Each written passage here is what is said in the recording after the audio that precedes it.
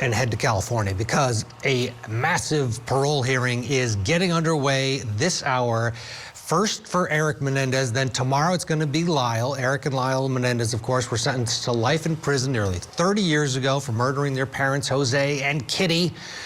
Erik is set to make his case today, and then Lyle is on deck, and it'll be up to this parole board whether or not to recommend parole. Governor Gavin Newsom, of course, could veto it if they go ahead and recommend parole. We'll see. But this is a major step in the process for these brothers to win their freedom since their convictions. So let's head out there, and joining us now from San Diego, California, outside the prison there where it's all taking place, is our Matt Johnson. All right, Matt, what is the mood there outside the prison? I'm sure there is a lot of attention. There is a lot of attention, and there's media from all across Southern California and across the country, for that matter, for this case. It's really historic, not only in the San Diego area and Los Angeles, but this has been a part of the true crime community for more than 3 decades. So we're outside of Donovan State Prison. This is where both Erik and Lyle Menendez have been serving out their, up till now, life behind bars sentences without the possibility of parole, as we know that changed in May when they were resentenced with the possibility of parole, bringing us to today. So we have all these media out in front. One will be chosen to go in and watch what will be this virtual parole hearing, meaning that Erik, who's up first, who was only 18 at the time of the crime, he's the younger of the 2 brothers, he's going to be making his case first. We expect to be receiving notes and details as to how he pleads his case, as to why he says that he's been reformed and should be allowed back into society. But we also expect to hear from the victims and the families. And in this case, those family members have been in support of the release. Here's what they had to say outside of the Van Nuys courthouse back in May for the resentencing in LA County. Take a listen. I really hope that this sets the precedent for other LWOP inmates who have shown transformation and change. What would it mean if Lyle and Erik got released? A miracle. How does it feel knowing you might be able to see your husband? You know, parole hearings are, run of the course for most cases. But again, this one is just so unusual, not because of the media attention, but because we're dealing with a case of a brutal crime, Ted, where they were sentenced to life without the possibility of parole. And then that changed after the resurgence interest in this case. So, of course, those family members who we were just showing you right there, we're seeing a lot of cars enter the prison right now. This parole hearing is set to get underway in less than 30 minutes from now here in the San Diego area.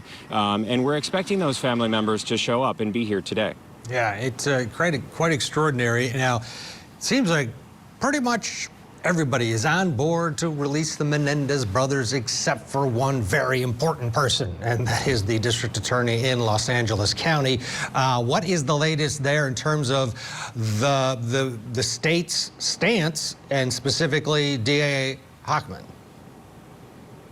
Yeah, it was outgoing DA Gascon who was in support of a release or possibly resentence for the Menendez brothers. That quickly changed after the last election when Nathan Hochman was elected current DA right now. And he has been against the release from the very beginning, doubling down on what this was a brutal crime back in the 90s, 35 years ago, that Kitty and Jose Menendez were brutally attacked and murdered inside their Beverly Hills home, at the time, and just really saying that these brothers have not taken responsibility for the nature of their crime. They have not said sorry. Of course, the family members that are pushing for release have been saying that they have taken responsibility. And we also heard the different viewpoints outside of that resentencing hearing a couple months back. Let's play that.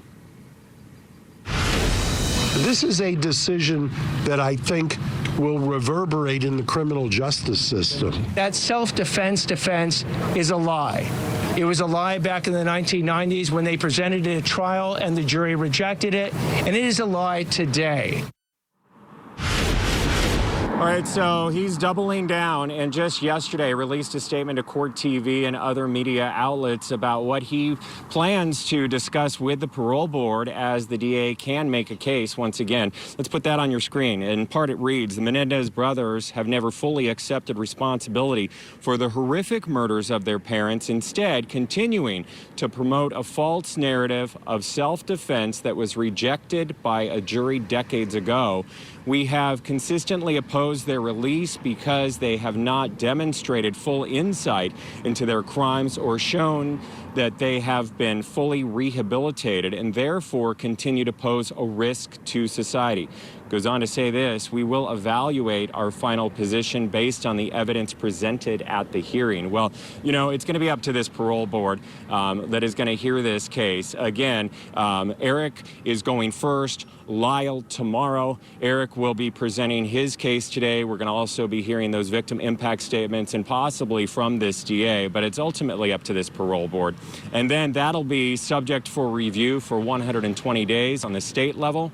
And then an additional 30 days, California Governor Gavin Newsom will have the ability to basically veto it if he chooses to, or keep a release in place if that's what this board chooses. Yeah, so it's not as though today or tomorrow the Menendez brothers are going to waltz out of prison, but this is a massive part of the journey for them, if indeed that's how it ends up. Matt Johnson, thank you. Matt's going to be out there next couple days and be reporting for us outside of the prison. They have a pool reporting situation in a parole board hearing where just one member of the media is in there, usually a newspaper reporter. Usually it's an old newspaper reporter, you know, with the hat and the whole thing, and they tell everybody else what happened. So we'll be getting those updates throughout the day. Let's bring in studio, Madeline Somerville's with us. She's a trial attorney, jury consultant, and Madeline, this is a unique case. It's gotten a lot of people's attention. Did 30 years ago. Then you had the Netflix, the docudrama, and it has resurfaced partly because of that DA race where Gascon jumped on board. Some say politically motivated. He ends up losing to Nathan Hochman, who also some say is politically motivated and saying, do not let these horrible brothers out. What's your take here on this process? And to the people that think, hey, they were convicted of life without parole, how are they possibly getting parole? I think this is speaking to a larger issue, actually, and it's one that I think Court TV deals with a lot in the cases that they work on in general, which is, can people actually be rehabilitated, right? And the responsibility lies with the court if they decide to let these guys back out into society. What if they do something again, right? There's a level of liability and responsibility there.